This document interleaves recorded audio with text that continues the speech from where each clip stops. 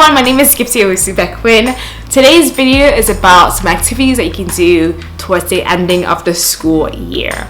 I know lots of schools in the UK are about to end their year, and I know that this is the time where kids want to do really fun things before they leave their classroom and move on to the next class for September. And these are activities that I have planned and I have done some of them with my kids, some of them I haven't done yet, which I'm super excited to start doing. So I wanted to share with you what I've started planning for. So I hope this helps someone. Let's get started. One activity they can do with your kids is allow them to write a note to the students that are about to come in the year group that they are leaving. So it could be a small note about advice that they should take, some activities that they enjoyed as they were in, let's say for example, year 3 or grade 3 that they loved, things that they advise them to do and not to do, what to prepare for, what to expect. So just giving them basically advice, and this is going to help your students also reflect back on everything that they did within their year group that they're just about to leave. It's a bit emotional and exciting for them at the same time, but this is definitely something you can do. You don't have to grade it, or you can grade it and look at their grammar, but I would definitely say probably grade it, make sure their spelling is okay, and then you can put in a nice envelope. And if you do know the kids that are going into the year group that your students are leaving, you can even write their names on an envelope and actually give it to them the next year. This is a really cool activity you can do with your kids, and I'm sure they will love it as well. The next activity that you can do with your kids is allow them to go in a circle and have a class meeting, or the end of the year class meeting. Basically, when they go in this circle, each and every one of the students, including you as a teacher, because it's only fair, have to basically say one thing that you really enjoyed of the year group that you were in, or what they were in. So it can literally be something that, oh, I love when in September we had the welcome barbecue, or I loved it when we did this fish activity with everyone. So it could be literally one thing. If they can't think of anything, they can say pass, but they definitely if you come back to them, they definitely have to say something.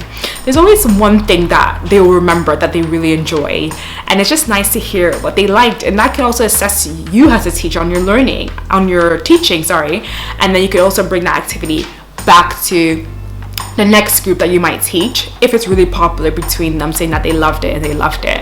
I also recommend probably as well that if one person has said one thing, they have to think about another thing at least, so no one's just repeating the same thing, just to make it a little more fun and just to really go back on memory lane of everything that they learned and did within your class. The next thing, and probably the most favorite thing my kids love to do, is dance competitions. So Go Noodle, I always say Go Noodle. So Go Noodle and Kids Pop have such cool dance routines that the kids can do, and you can literally have a dance competition. So basically, the best dancer gets a prize, and so my kids are so fun, like they're so fun and so funny. So they will, an activity like this they will love. But if your kids are really, really shy, maybe you can do like a word search competition. Whoever finishes the word search first gets a prize. But if you have kids like my kids, my students who love to dance, have fun and so forth, dance competition indeed. So Go Noodle and Kids Pop online have a really good dance competition. They mostly play pop music, which most of the kids probably heard on the radio they like. So definitely check those websites out for nice dance competitions. Another activity they can do is they can write an acrostic poem about one of their classmates. So what I would do is I'll get a bowl, and each of your students' names put in a bowl, and each student gets one name. If they get their own name, put it back in the bowl, and they have to pick another one. Then they have to secretly try their best to write it secretly, or if it's hard to be secret about it, they have to basically write an acrostic poem about the student that they got. So if they got someone named, let's say for example, I don't know, Gifty, let's say for example, so G for, I don't know, G for good, I for she loves to go to the islands, I don't know. They have to basically write an acrostic poem that's related to the person. I would recommend that the first letters has to be the first letter of, let's say for example, G. Their sentence has to start with something, a word that has G in it, just to make it a bit more challenging for them, a bit more fun and competitive. And then once they're done, they can give that letter to that person that they got, and it's just nice to see how everyone views each other. And yeah, last but not least, and I'm actually going to do this in my class, I haven't done it yet, but I'm going to do it and I'm super excited, is host an award show. Oh my goodness, I think that's gonna be so much fun. So basically you could go on Twinkle and there's so many different certificates that you can edit and fix. Canva also has certificates as well. And basically your reward show can literally be, it can last like 10 minutes.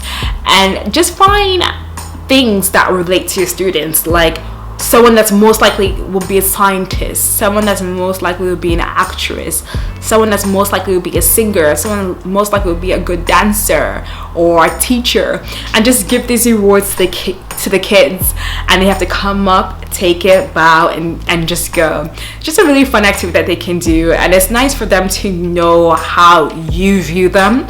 And you never know, some of the things that you do right, they can keep it in the future and they might even be it. So it's kind of funny, but yeah.